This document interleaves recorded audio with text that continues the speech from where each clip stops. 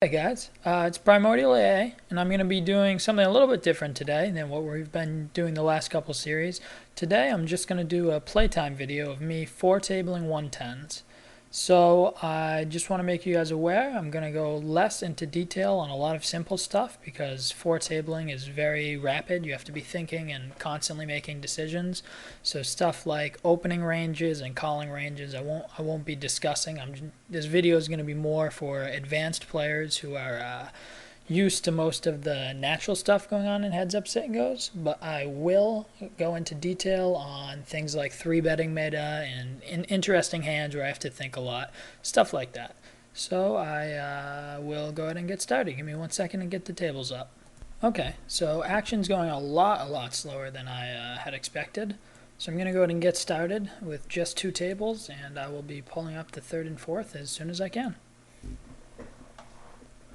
This player, JJU, is these stats are a little bit old, but he's a fairly mediocre player. I mean, he's decent, but he's not fantastic at all by any means, as I would expect a lot of the players here to be. I don't know if you guys have followed recent news, but Sharkscope got banned, so you can no longer use that, so I won't be looking up stats on these players.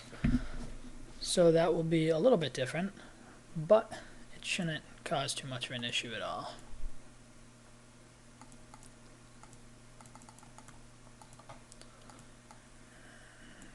Give me 1 second. Alright, I'm waiting on the 4th table.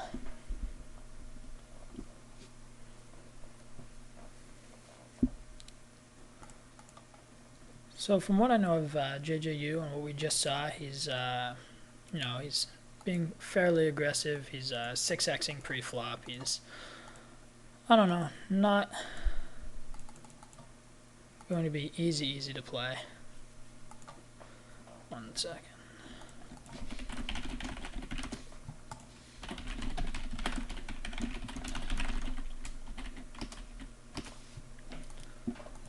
So here's a pretty easy check call against JJ. He's going to have a wide c-betting range and a pretty wide pre-flop raising range. I'm not going to get value ever by leading that turn, really, but I can't see me not leading this river, as a lot of flushes should check behind that river most of the time, and he's not going to bluff at that board very often after I call the flop. So leading the river is going to get value out of a jack, or maybe a flush could make a hero call here. And we had 3-bet here. He's giving us really good odds, much better than 2-1 to make the call in position, so I'm going to go ahead and make a call.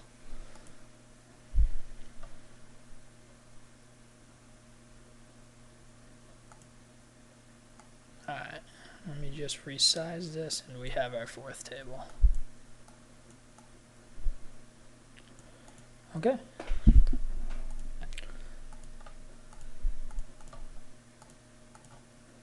So here he leads pot into us. We have bottom pair, no gut shot or anything. It's really easy to just pitch it.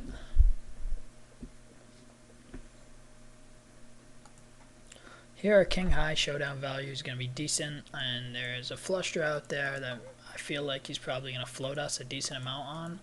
So I'm just going to go ahead and check behind and let it get to showdown. I don't think I'm going to get a lot of folds there, and I'm certainly not getting called by worse hands. This is a rare time. I almost never would fold here. Let me go ahead real quick and just look back through. He has not 3-bet us yet, so it's his first 3-bet. It's oversized, and yeah, I guess I'm going to go ahead and call. I'm not going to shove there. It's just way too early, and I think I have a pretty big edge. So it was either call or fold, and actually folding may be the better play, but I think it's fine to call.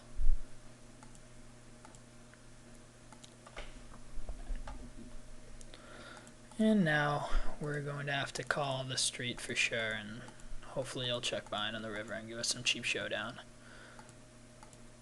I guess he plays 8s, 9s, 10s, well, 7s, 8s, 9s, 10s. Sometimes a jack like that. I don't see how we can fold this. And he's not deep enough that we can shove. If he was a little bit deeper, we could definitely shove. Say if he had like 900 chips behind. I don't know. The more I think about it, the more I don't really love this spot. But I guess he would have... It's kind of strong when the king comes for him to play 6, 7, 8, 9s, 10s like that. And it's kind of weird. I mean, he doesn't play a jack like that too often. So I'm going to go ahead and make the call. And it was good. So, good read by us. Here we have 2 pair on the river. I'm going to go ahead and lead a little bit more than pot. Obviously I'm bet folding. But, I apologize. That was a mistake there to this min raise. I wasn't paying attention to the stacks. I should have shoved when he min raised there with these pocket 3s.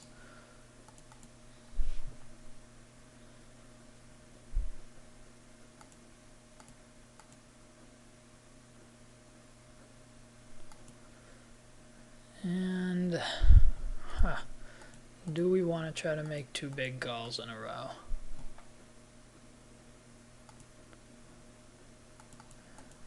Yeah.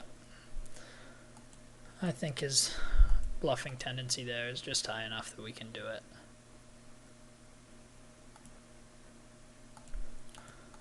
So now he's, 15 big blinds. We're going to see. We're going to find some good spots to reshove, hopefully. Be limping more than raising.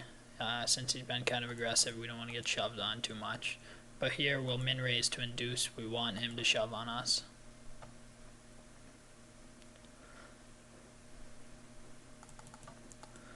And yeah, with the videos I'm going to be playing with a lot of different styles. I kind of like how the slideshows have been going so far, but there's only so much material you can cover on slideshows.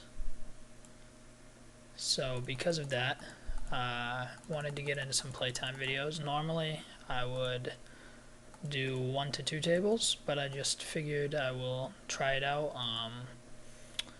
Try out 4 tabling today, see what you guys think about it, see if the information's too fast to really be processed if you're learning. I know we're going to have a kind of wide range of players on the site, so I want to make sure we get something for everybody. So if people are used to, not just playing 1 table, I can help out a lot of you guys who are the more advanced players, so hopefully you enjoy it. Here, when he leads into us, I guess we can flat. Or we can raise. I'm going to make just a small raise. Something I might do with a bluff. And I guess this hand in the top left is pretty interesting too for me to check down these 10s. I checked the flop just because I'm hoping, he's going to check behind a decent amount of the time. Low limit players won't always put a lot of pressure on you in spots that they should. And on the turn, it's kind of a close decision between betting and I'm going to call this 3-bet just because it's really small and my hand plays okay. On the turn, it's pretty close between leading out and checking. And the board just doesn't have a ton of draws ton of hands that are going to have hit him. And so because of that, I just opted to check. I was going to value bet on the river, but an overcard came, so I just let it go. Or I just checked it down, hoping to get to showdown. I was actually probably going to check call.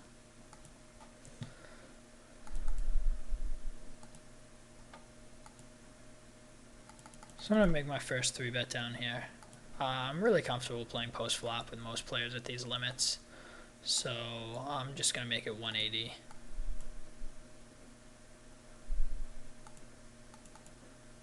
And here, it's interesting. We made it a little bit bigger. It's a good spot to shove sometimes against certain players, but I'm going to go ahead and just call. It's really small and it kind of polarizes his range a little bit.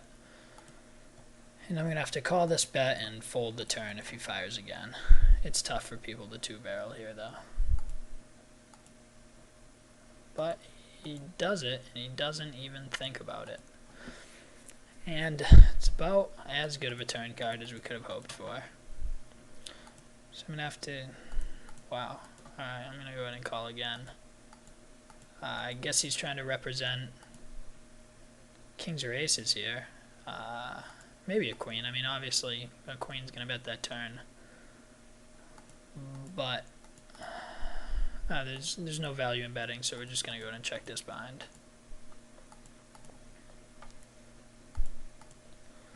His hand range he was representing was just so narrow on the turn that I think we have to make another call. And his bet size was pretty bad. He bet pretty small enough to get me in there. Keep me in there, rather. So I'm going to go ahead and make a note. I would say 3-bet with 6-8 suited. And I always put the limits at that it was at so I can figure out effective stacks when I go back to look at my notes.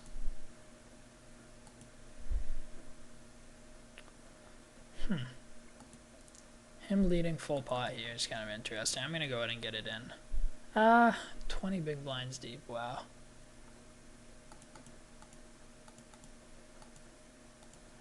I don't really want to flat here. Guess I'm just going to shove. Hopefully it maximizes my fold equity against him. Me timing down doesn't really make me look super strong, but I can't see us not getting it in there. With having the king as outs, especially in all the straight outs, which we got there and then he got right back. We're going to shove here. Under 20 big blinds, he's opening a reasonable amount. King Jack going to play really good, or not really good against his calling range, but he's folding a large percentage of the time, and we still have a lot of equity against his calling range.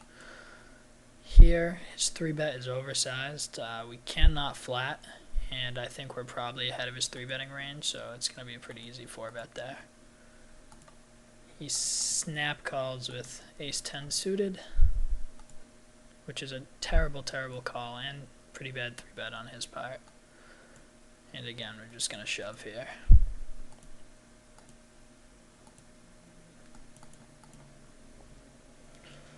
Here it comes down to Sage. He has 5 big blinds, or R equals 5 rather, and 28 should be a call.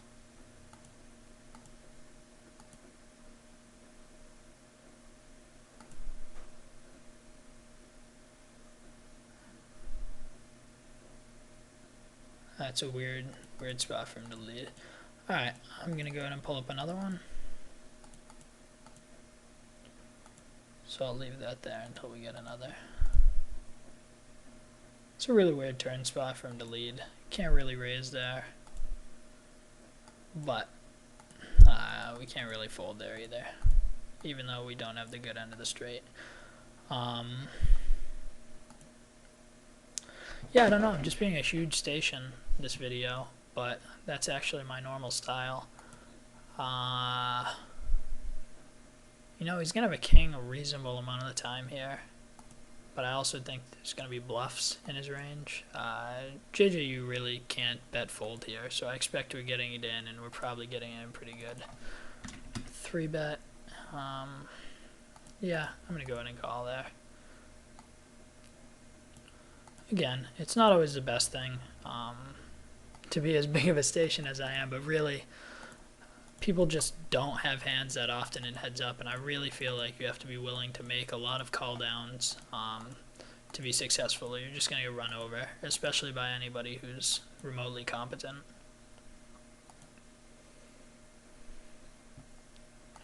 So I have a note on him. Weird way to play this hand. We have 8, so we 3x, he flats. Queen 5-4 with no flush draw. Check, check. Get a 5 turn, check, I bet he check raises when the turn turns a flush draw. I actually think I remember this hand. And then the 9 peels off and we go check, check, and he had 9-10 of spades. So he opted to check raise on the turn, which is not a really good check raise given his hand, just because it's pretty tough to represent a hand there. Not many things after I check behind on the flop. There's not a lot of times that I'm going to stab out on that turn. So I don't really like his play there, especially. I would like it a lot more if he had a pair, if he did it with the queen, than I do with a flush draw. And we have another table. So I'm going to go ahead and just try to keep 4 running. Hopefully we can get the action. Should be pretty easy at 110s. I raise pre-flop, and normally when I'm min-raising I c-bet 110 when stacks are this deep. He check calls the flop, check the turn, and he leads just a little bit on the river, giving us insanely good pot odds, but I actually think that's his spot. I'm going to fold, which I don't always. I make a call there sometimes, but I think he saw us calling down. He's just trying to induce. I could lead here, and I do kind of like lead re-raising if we know our opponent is aggressive, but we don't really know much about him, so I was going to go for a check raise, which is the standard play there, I would say. And also the first hand, note he 3-bet from, let me just see real quick how he's played his last couple buttons. He 3x'd, and then he limped, and then he folded. Okay. If he was raising every button and he was min-raising every button, I don't hate a shove here, but I'm going to go ahead and just fold. So yeah, what I was saying is, note the very first hand, he 3-bet from 60 to 300, which is a gross overbet. I'm going to go ahead and raise here, because most people aren't going to limp an ace early on, and my kicker's really good with the 8.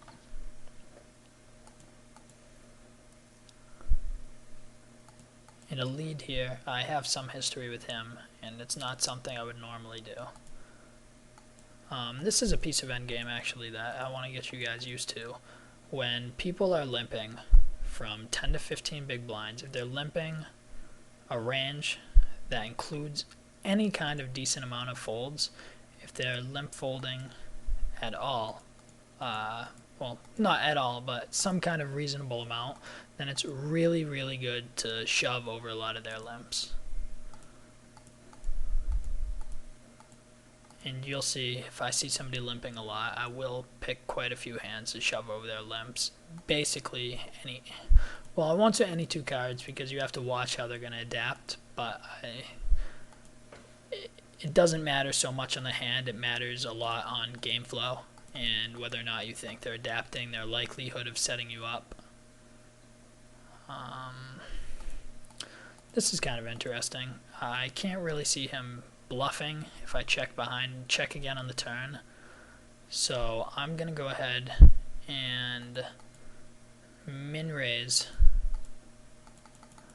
I'm going to go ahead and min-raise and hope that he shoves with diamonds or flats with the ace, and he's going to get it in on the turn most of the time. I think it's just a way to get a little bit extra value out of people.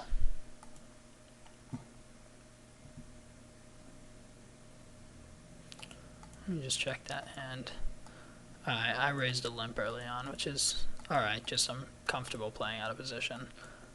Also, I mentioned to you guys,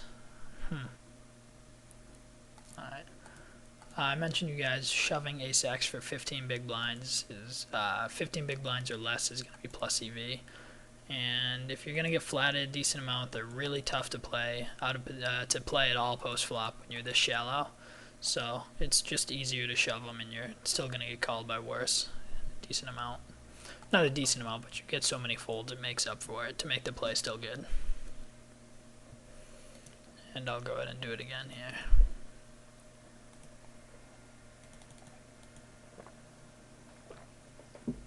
Now that's just a really, really, really bad call by his part. There's not really any excuse for calling Jack-8 for 11.5 big blinds, so I'm going to make a note on that.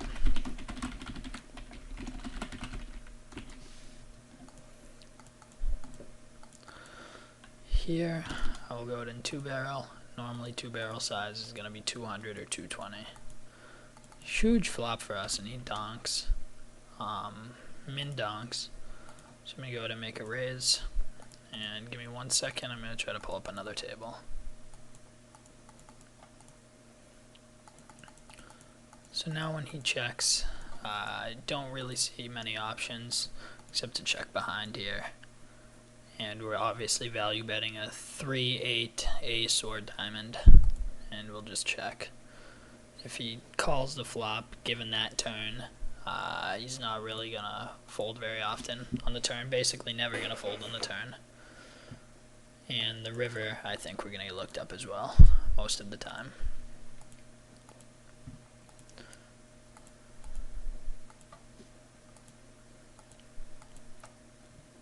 Alright, so we have some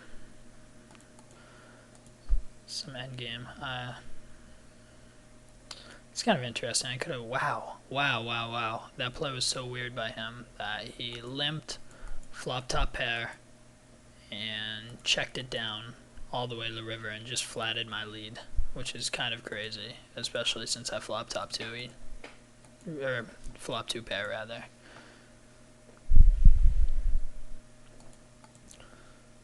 So here we're gonna fold. I think the most interesting spot here for you guys is probably gonna be endgame in this top right table. So I will focus on that if anything abnormal comes up. We're just kind of, I mean, it's going alright. He's not playing overly tight, but people are limping, both of us. A couple of min raises have been in. 3xing, if he's ever folding, is terrible, so I really expect to get looked up here, but you're just not going to fold an ace for 10 big blinds. I call if he shoves, and I call if he 3x's, or I shove if he 3x's. So it's a good flop for us, but we don't get there. So as you guys see, I flatted deuces out of position here. I did not 3-bet. That's something I see a lot of players doing, is 3-betting low pocket pairs early on, which is just going to get you in a ton of trouble. I'm going to go in flat here. I think his c-betting is pretty close to 100%. I'm also going to bet here for value after he doesn't lead out the 7 on the turn.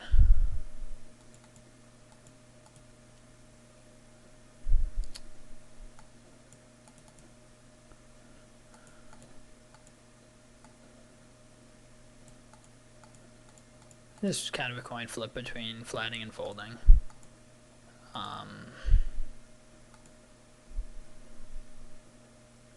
So here I have to fold, here I have to fold for sure, given his bet size.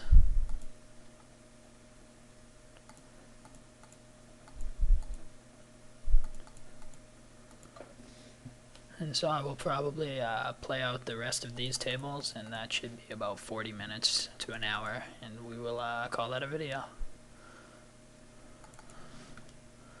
So here, sevens, no, I probably 3-bet sevens. If he 3x'd it, I might just flat sevens, but I would almost always 3-bet eights.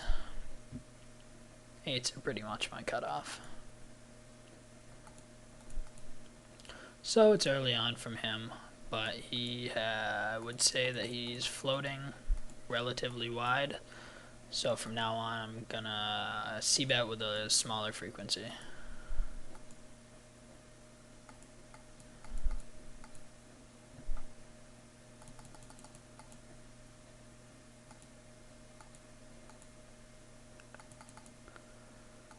Monochrome board here is kind of really tough for both players.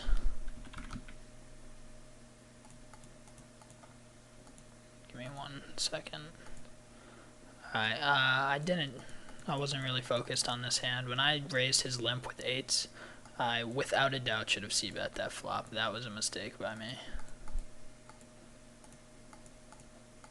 And this is why. When he makes a small raise on this, it's just a really, really good, really cheap bluff for him to take on a scary board. And we have to pitch it, because a lot of times we're getting called and we have very, very little or even no equity at all. Here the straight came in, but we're going to be value betting 2 pair just as often, and he checked it to us, so we're definitely firing there. And that is a disgusting thing for us to see, but we're getting, 4.5 to 1.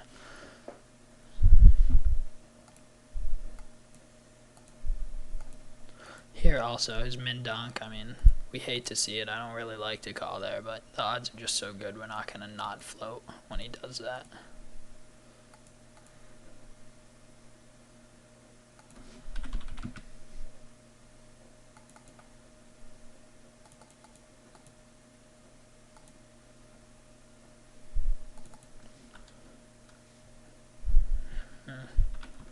It's pretty gross, but I guess we're going to have to bet fold here. And I would have bet folded that last hand if he had shoved, but when he min re-raises us, even though it makes his range like super weighted towards the straight, not knowing him at all, I would say people can stupidly value a bad 2 pair like that, or some people will randomly play actually an over pair like that too, which is weird. But you see people take really weird lines like that with aces sometimes.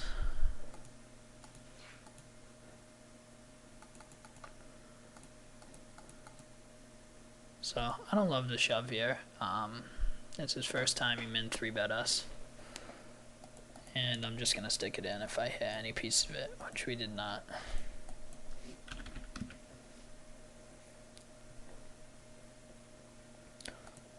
Wow.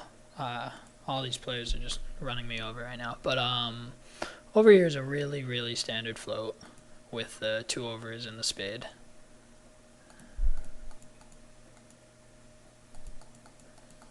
And I don't like betting that river just because our hand has a lot of showdown value. But I guess some people would do it.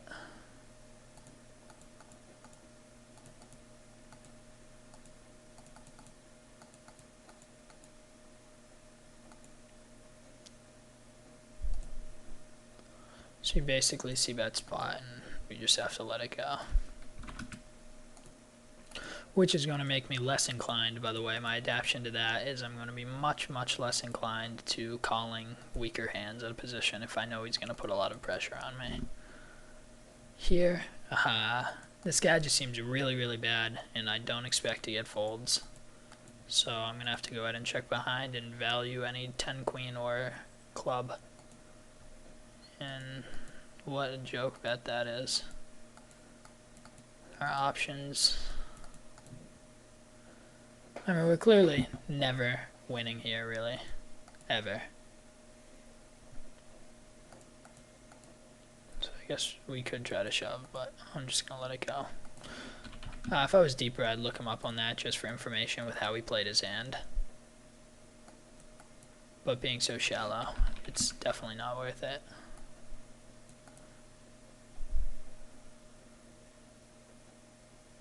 Oh, also, again, that was kind of my mistake. I should not have bet that river. I should have checked. I did not see that there was only 1 card needed for a straight.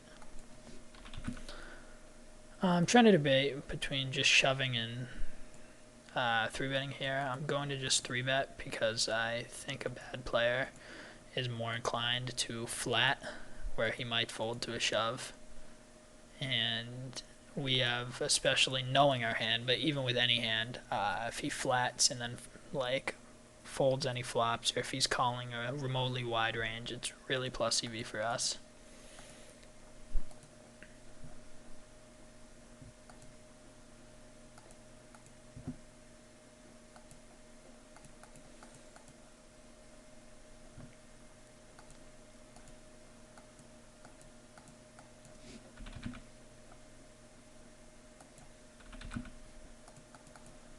Alright, I'm going to check behind. We have showdown value here. And I think this guy, I feel like he's calling us pretty wide out of position, and this flop isn't the best for us. This, I bet the flop, and this, with middle pair pairing there, should be an easy check behind on the turn. Here also, I can't really double barrel. I have to flatten this situation without a doubt. And here, if he calls a flop, like, yeah, it's going to include some floats, but I think he's just calling us there a lot of the time. I don't think it's the best spot to pick. So here I was hoping he would 3x or limp. When you're around 20 big blinds, limp shoving pocket pairs are really good.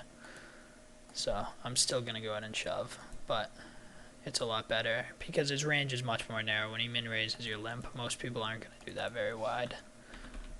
Here, I hate this flop. I really, really hate it. But it's also, you know, we had an 8-3-4 board. He's not going to hit a piece of that very often, so we have to c-bet it.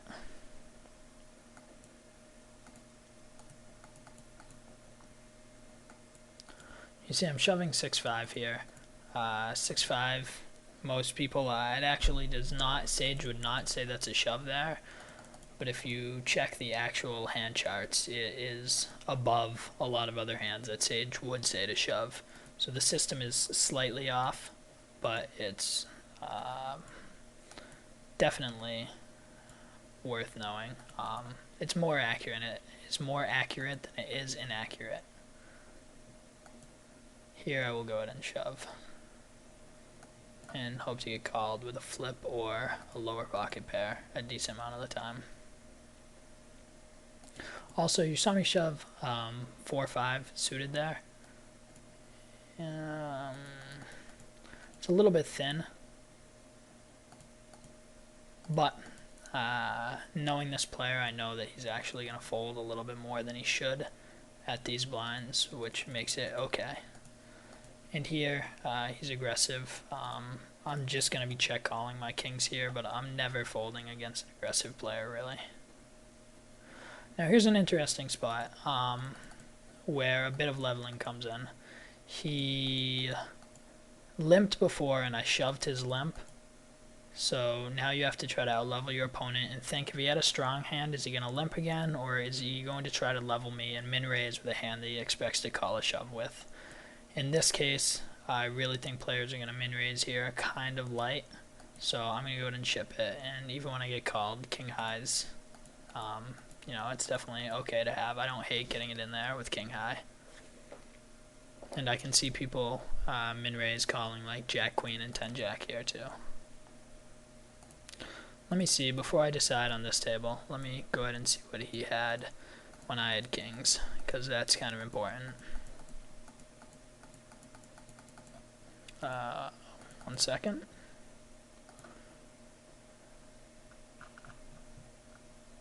Okay, sorry, it was last hand. Just give me 1 second. Alright, so he had complete air, which makes me more inclined to call this.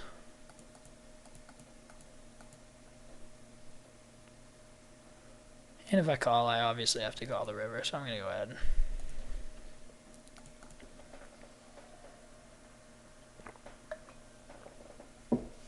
Now, when I'm playing 5100, around 15 big blinds, if we're limping, I'm just going to be min betting, whether I'm in position or out of position most of the time. Here's a spot, if the board was a little bit more dry, I would shove rather than call, or raise rather than call.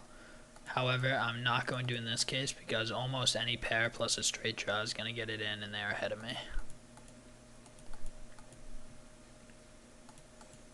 And that should include a large portion of his range, and also like 8x is never folding.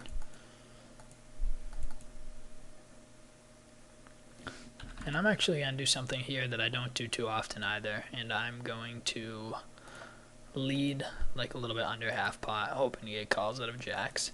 And I'm probably going to lead fold there most of the time because I don't expect people to bluff. Here I'm just going to flat again. I do like raising there sometimes, and that's a really, really terrible river card to come.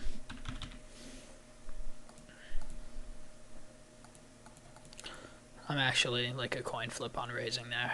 Sometimes I shove against certain people, sometimes I just min raise. It all depends on the player. But in this case, I opted to just flat and hope he fires on the river, which he did. And then we're going to go ahead and stick it in no matter what. here we go ahead and we 4x his limp. He calls. I think we're just going to have to bet call this. If he shoves, he seems pretty aggressive. Like I said, I chose to not call him too weak at a position just because his aggression factor. Here I'm going to go ahead and raise and get it in with my 2 overs and open-ended straight draw. And here when he leads pot, I think we have to just fold.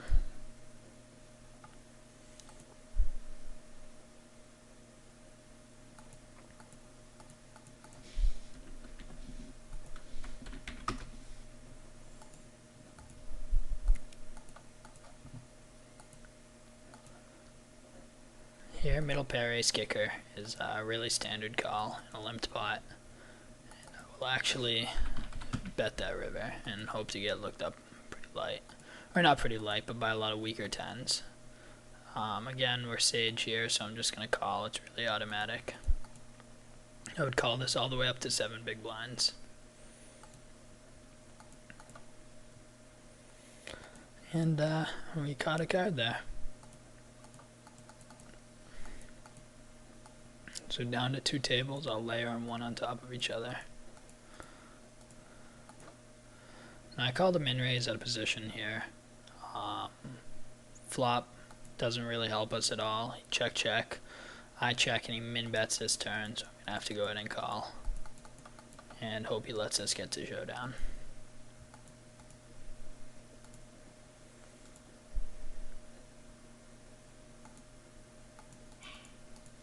So blinds here go to 50, 100. I really am unsure on his aggression here. So I'm min raising in hopes that he's calling. I would not love to min raise, call a shove there. So I really feel like he's going to call us more than he's going to shove on us, which is why I would min raise instead of limp. If I felt he would shove more and we're full stacked, I would actually limp in hopes he would just like 3x and let us see a pot. When he min bets, I mean, who knows? I guess it's a king, definitely a part of the time, but it can be a weaker 5 part of the time too.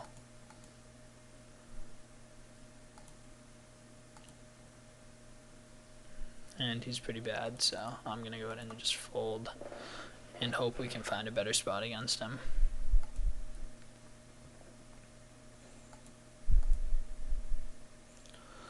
And I will shove here. It plays okay, and I feel like I'm going to get quite a bit of folds from his min raises. Like connectors and 1-gappers and stuff are fine to shove there. He had ace-7 down here when he bet this turn.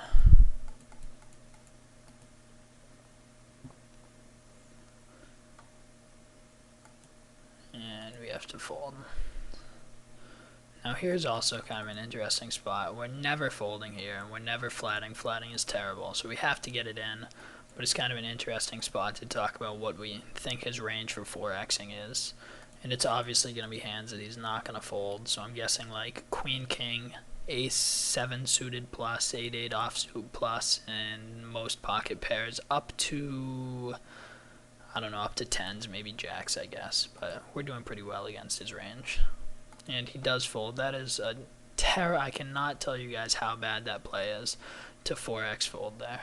Especially because we're never, ever, ever flatting a 4x. So he's risking that much to have us fold pre-flop and then always folding when we shove. I just don't think it's a good play at all. We get him behind in both spots.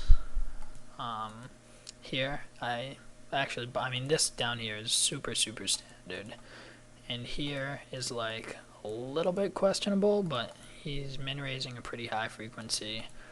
And he just happened to wake up with a hand there. So I think we're getting enough folds to make it okay. We're dominated back-to-back hands for 10 big blinds, which is kind of crazy. And here's an automatic call. And we're dominated again. This also, just sage, really, really standard call. Wow, dominated like 4 or 5 hands right in a row. But we happen to get lucky here, puts us right back in it. And he's only at even stacks with us here too, so got some time left to play with him.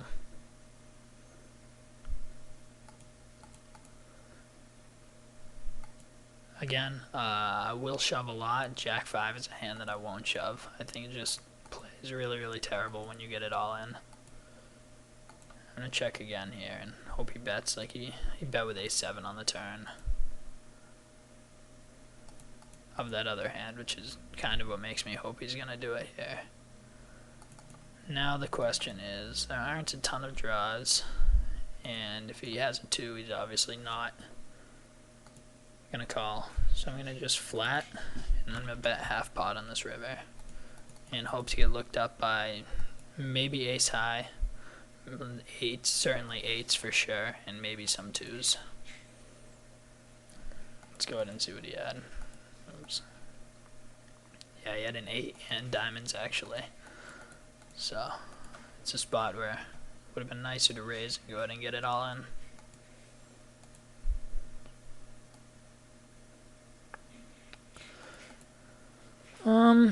Here's just whether or not we believe he's actually going to have limped an ace. And with that river, we're check calling all rivers. Or, I mean all bets, no matter what, really. He had queen 10. Just checking the time till they go up. This one's about to go up to 75, 150. Which puts us at most 10 big blinds, which means we're basically going to be shoving anytime they're playing a hand. And sometimes, versus very, very few very nitty players, will be limping quite a bit. But for the most part, if it was early, like my first button here, and I woke up with a big hand, I might limp against some players to try to induce if I think they're fairly aggressive. But normally, we're just going to be playing shove fold. And it's really helpful to know your calling ranges here. Also 6s, I had last hand down here and I shoved. It just doesn't, it plays really bad post flop when you're shallow. So you don't want to get involved with it too much, so I'd rather just shove it. Same as a weak ace, basically. Whereas like 9s, I might min raise to induce.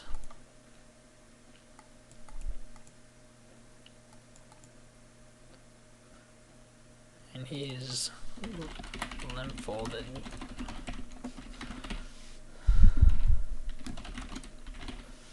And for him to limp fold there is really bad. He's just giving away a ton to be limp folding at such short stacks. So we got in here, ace 3, and he called king 10 suited for 11 big blinds, which I really don't like at all. He has to think I'm shoving really, really wide for him to do that. I mean, it's not terrible.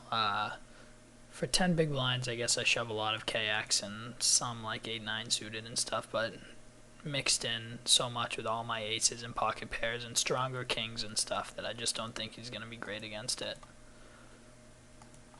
And we get in dominated again here. So let me full screen this, get it back in the frame.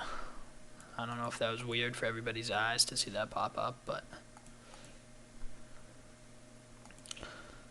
and we get it lucky, which is fine.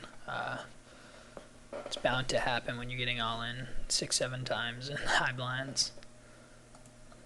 And right now we're at almost exactly 1050 is 7 big blinds, so we're basically playing sage chart to a T. And this hand plays pretty well post flop, so sometimes versus some people, if I think I'm going to get set up a lot, I would check this behind. But against him, I think it's fine. It's really unlucky, and he's really, really terrible to limp call that.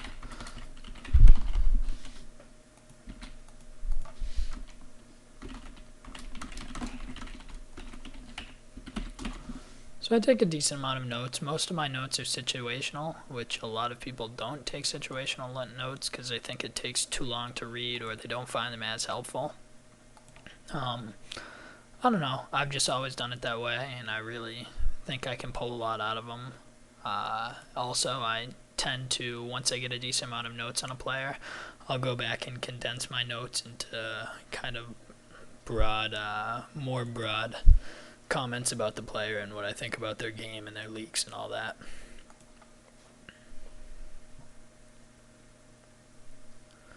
So we happen to hold here, which puts us in a really good spot. He's at R equals 6.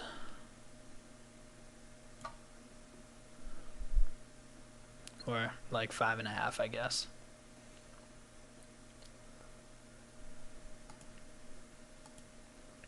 And this is typically pretty long for a turbo. They don't go to 75, 150 too often. Especially not when like the 5th minute of it's going to go to 100, 200 pretty soon, which is very, very rare.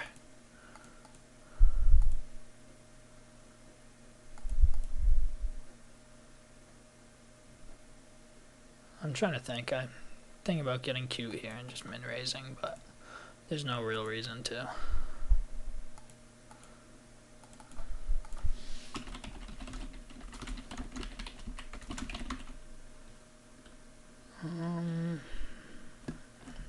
How many chips was that? I guess that's for like 7 big blinds. And again, that was a really, really, really terrible call by him. The shove is fine. Again, it's all just sage here, but a couple calls he made were really awful. I don't know. I think that session went pretty well. Got a couple of different opponents.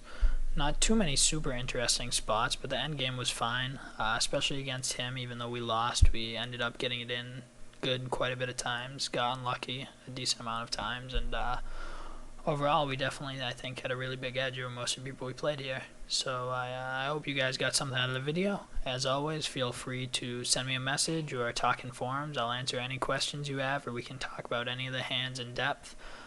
Feel free to ask questions. I actually plan on doing a series on learning how to multi-table. So if it seemed crazy playing 4 tables at a time to some of you guys, don't worry. I plan on making a series on learning to 2, 3, and 4 table and how to step up incrementally and keep your thought process and all of that. It didn't come easy. It actually took me quite a while. I was strictly 2 tabling for a long time and then moved into 3 or 4 after a little while. So I hope you guys enjoyed it, and I will see you next time. Bye.